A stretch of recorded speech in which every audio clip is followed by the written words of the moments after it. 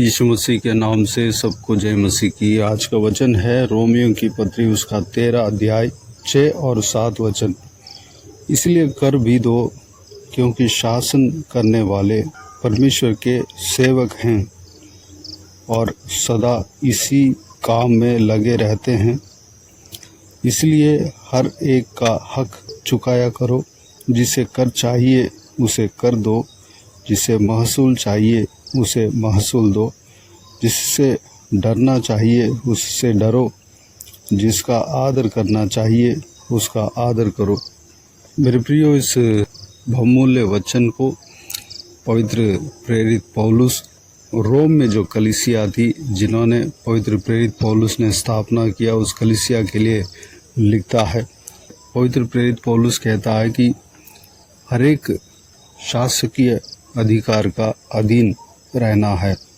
शासकीय अधिकार में जो कोई भी जन रहते हैं, जो कोई भी व्यक्ति रहता है, उस अधिकार को पाया हुआ रहता है, वह परमेश्वर की ओर से नियुक्त किया हुआ रहता है। उस व्यक्ति को, उस अधिकारी को जो हक हमारे द्वारा चुकाना चाहिए, उस हक को हमें चुकाना है। यह परमेश्वर का वचन हमसे कहता है। जिसे कर चाहिए उसे कर देना है, जिसे महसूल चाहिए उसे महसूल देना है, जिससे डरना चाहिए उससे डरना है, जिसका आदर करना चाहिए उसका आदर करना है। हम परमेश्वर प्रभु यीशु का संतान है।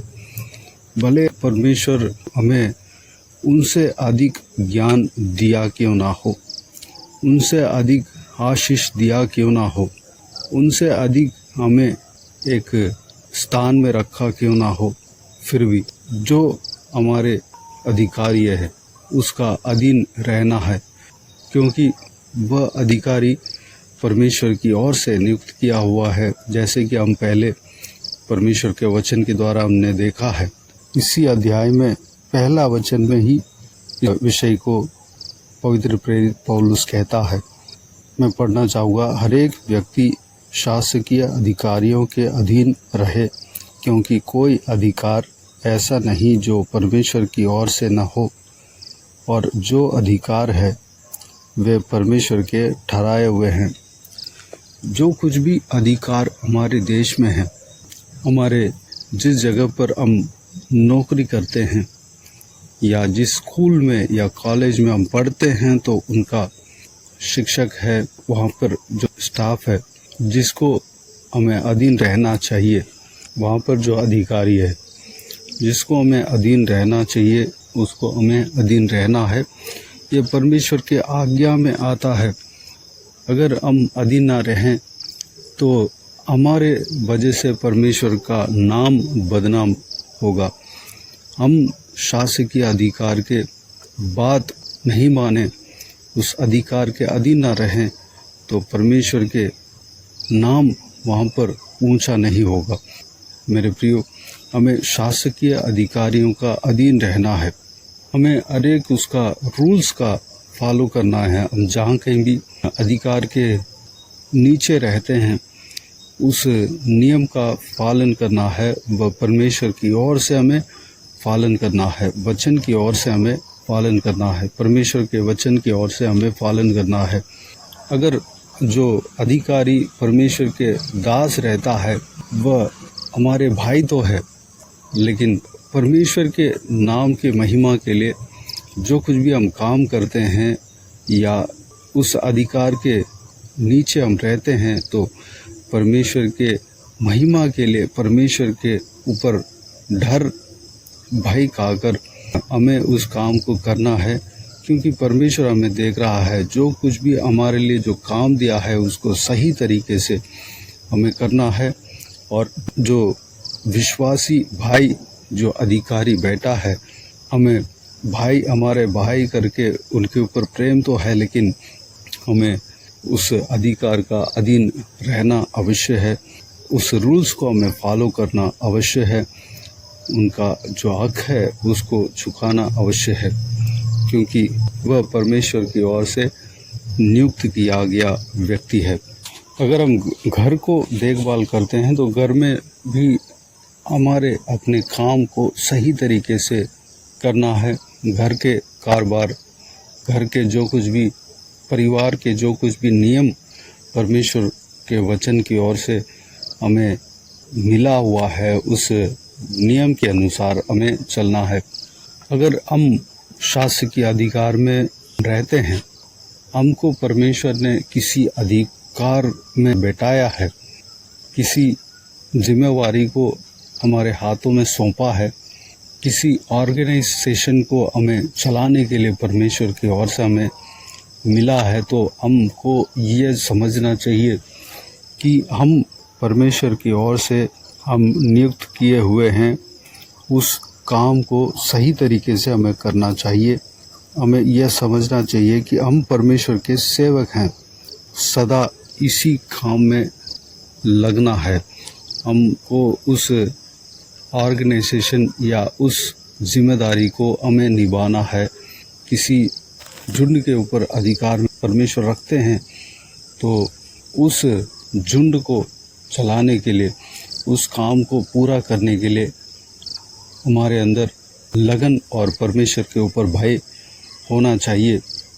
परमेश्वर का वचन कहता है कि इसी काम में लगे रहते हैं, उसी काम में हमें लगना है। परमेश्वर ने जो काम दिया है, उस काम में हमें लगना है।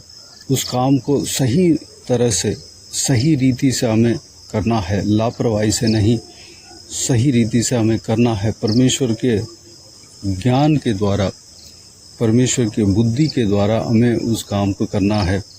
यूसुफ जो परमेश्वर के दास था, उनके जीवन को जब हम उदाहरण रखते हैं, वह एक अच्छा उदाहरण हमारे लिए है। परमेश्वर ने उनको एक अच्छा पद दिया, देश का प्रधानमंत्री बनाया। उन्होंने अपने हक को चुकाया, अच्छी तरीके से चुकाया। उनके काम में कोई कमी नहीं था। एक शासकीय अधिकार में परमेश्वर ने जो बैठाया, जिस अधिकार को परमेश्वर ने दिया, उस अधिकार को सही तरीके से इस्तेमाल किया और जो काम करना चाहिए उस काम को पूरा किया। जैसे कि मैं बताना चाहूँगा, मिस्र देश में 7 साल बहुत फसल बहुत ज़्यादा होगा, अच्छे से होगा।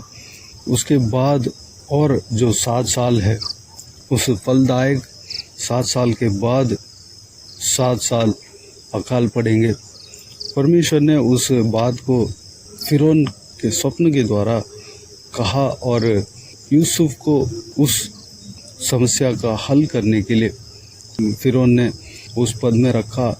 वह भी परमेश्वर के योजना था, इच्छा था, और उस समस्या को बहुत अच्छी तरीके से समाधान किया। उस 7 साल जो फलदायक वर्ष था, उस 7 साल में बहुत अच्छे काम निभाया। इस विषय को हम जब उत्पत्ति की किताब में यूसुफ के विषय में जब हम पढ़ते हैं, तो हमें समझ में आएगा वह बहुत अच्छी तरीके से काम किया और परमेश्वर के जो ज्ञान मिला हुआ है, उस ज्ञान के द्वारा वह काम किया है और अपने अधिकार को सही तरीके से इस्तेमाल किया, किसी को परेशान नहीं किया और सही तरीके से सारे फसल को, दान को, जो अगले 7 साल के लिए चाहिए, अगले जो अकाल के जो समय आने वाले हैं 7 साल, उसके लिए चाहिए, उस सारे भोजन को जगह जगह पे स्टोर कर दिया और आने वाले 7 साल में अपने देशवासी किसी का भी दिक्कत होने नहीं दिया और अपने मालिक को, जो जिनके द्वारा जिन्होंने ये पद दिया है, उनको भी फ़ायदा मिला और लोगों को भी फ़ायदा मिला। उस तरह एक अच्छी तरह यह उस काम को निभाया और परमेश्वर के नाम वहाँ पर महिमा हुआ।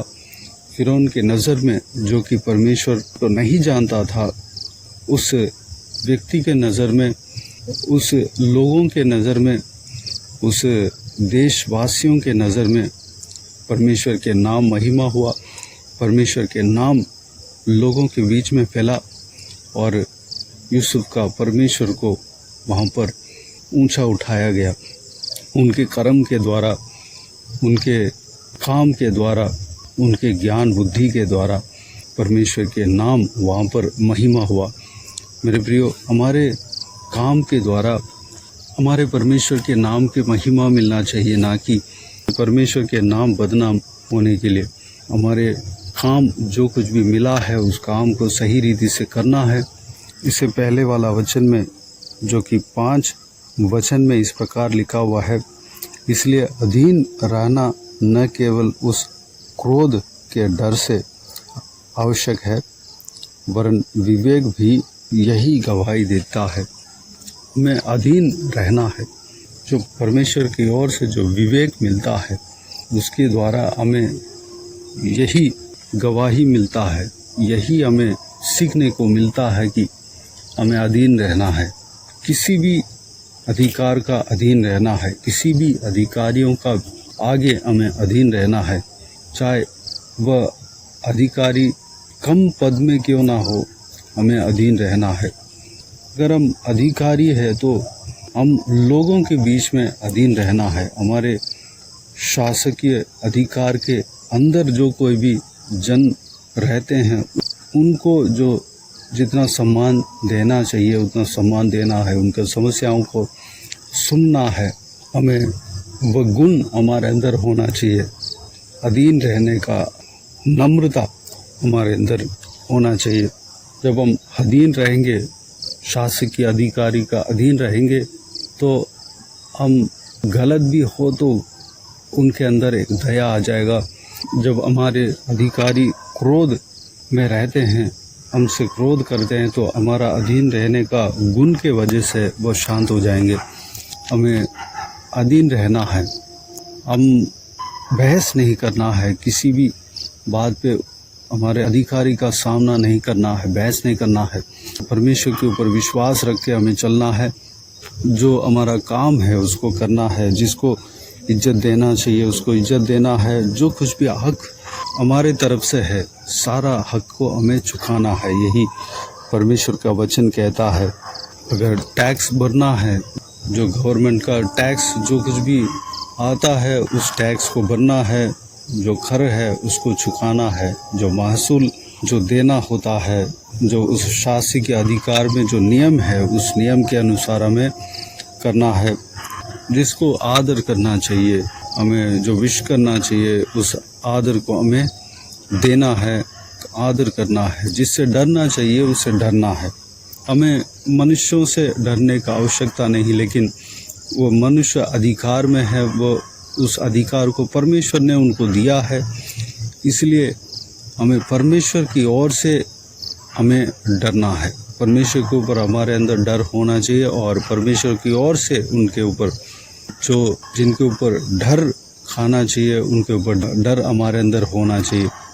हम परमेश्वर के अधीन रहते हैं, परमेश्वर के संतान है, परमेश्वर के वचन के अनुसार चलने वाला व्यक्ति है, तो उस सारे नियमों को पालन करना है। तो आइए मेरे प्रियो, इस सारे वचनों के अनुसार चलने के लिए अपने आप को परमेश्वर के हाथों में समर्पित करें। आइए हम प्रार्थना में जाएं। स्वर्गीय पिता दयालु परमेश्वर, आपको धन्यवाद देता हूँ आज के इस आपके बहुमूल्य वचन के लिए। आपको धन्यवाद देता हूँ परमेश्वर।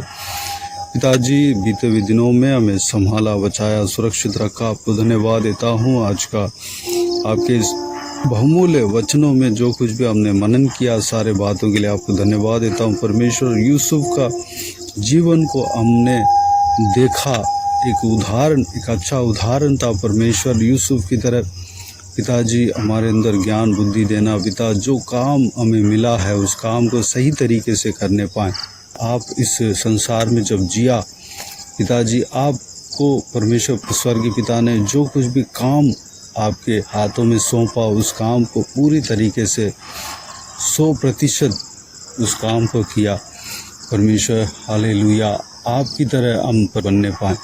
आपने अपने सारा कर्तव्य को निभाया परमेश्वर। सारा जो आपके जो जिम्मेदारी था उस जिम्मेदारी को निभाया और निभाते हुए हारे हैं परमेश्वर। हम भी आपकी तरह परमेश्वर, हमारे लिए जो जिम्मेदारी सौंपा गया है परमेश्वर, चाहे परिवार का जिम्मेदारी हो, चाहे शासकीय अधिकार हो, चाहे किसी ऑर्गेनाइजेशन को चलाना हो, किसी झुंड को चलाना हो, परमेश्वर जो काम हमारे हाथों में सौंपा गया है उस काम को हम करने के लिए अनुग्रह देना पिता, ज्ञान बुद्धि देना पिता। जिस तरह यूसुफ को आपने ज्ञान बुद्धि दिया उस काम को करने के लिए परमेश्वर आप सहायता किया, परमेश्वर हमें भी सहायता करना, हमारे संग रहना परमेश्वर। इस संसार में जिस मुद्दा के लिए हमें भेजा परमेश्वर, जो योजना आपकी ओर से है परमेश्वर, उस योजना को सही रीति से हम पूरा करने के लिए अनुग्रह देना पिता। हमारे दुर्बलता कमजोरी को आप जानते हैं, हमारा परमेश्वर वीकनेस को आप जानते हैं पिता। हमारे कमजोरियों में आपके बल हमें सहायता देता है परमेश्वर। आप हमें बल देना, आपके बल हमारे साथ है परमेश्वर।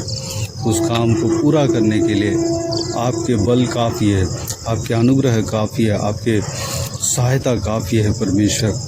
आपके बल के द्वारा उस काम को करने पाएँ, अनुग्रह देना पिता परमेश्वर।